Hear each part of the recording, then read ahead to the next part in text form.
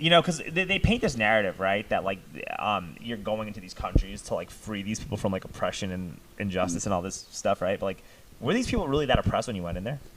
I mean, they were having issues just because obviously there had been before where I was, especially like in Sangin Valley, before the Americans were there, the Brits were there, and before the Brits were there, a decade prior, that's where the Soviets were. So there was always issues. Their main concern when we got there is like there were so many IEDs and just homemade explosives placed throughout all their roadways and all their markets and everything. People were terrified to go ride their bike or drive around certain areas.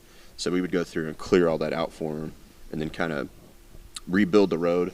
And we weren't exactly like pouring concrete for them, but we would bring in gravel trucks and try to level the road out, make sure it's cleared out, and try to put some type of protection layer on it so if somebody came in to mess with it, the locals would know and be able to come tell us so we could then go back out there and re-clear it. That's cool. And then, okay, no, keep going. I didn't mean to interrupt you. I mean, like I said, we'd have meetings with elders, and elders would come in and be like, we are concerned because our kids are getting killed, because our kids are going out to the fields to play. They're hitting these IEDs that these guys put out that are meant for y'all.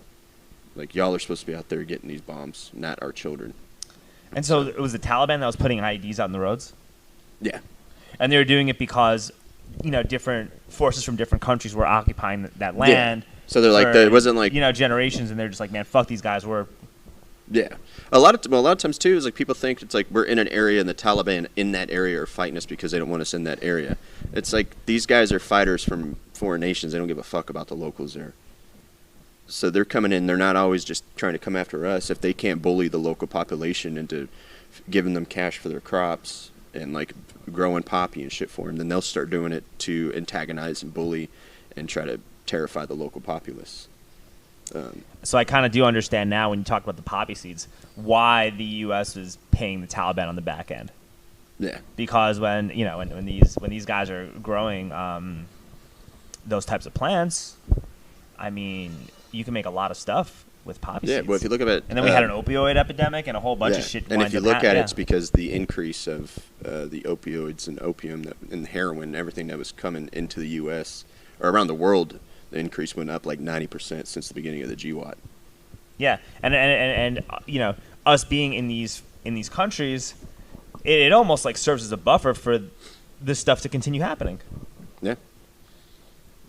Hopefully now that I think we're seeing a lot of lawsuits, a lot of companies are having to apologize for the opioid crisis that we've been dealing with for the last decade. Well, I mean, a lot of doctors were just prescribing like these pain pills and these opioid like pills to like athletes or people who just got hurt in small towns or in rural areas. Dude, you saw it a lot in the veteran community. There was a lot of veterans that were just getting prescribed like a lot of this shit, and it was causing a lot of addiction problems.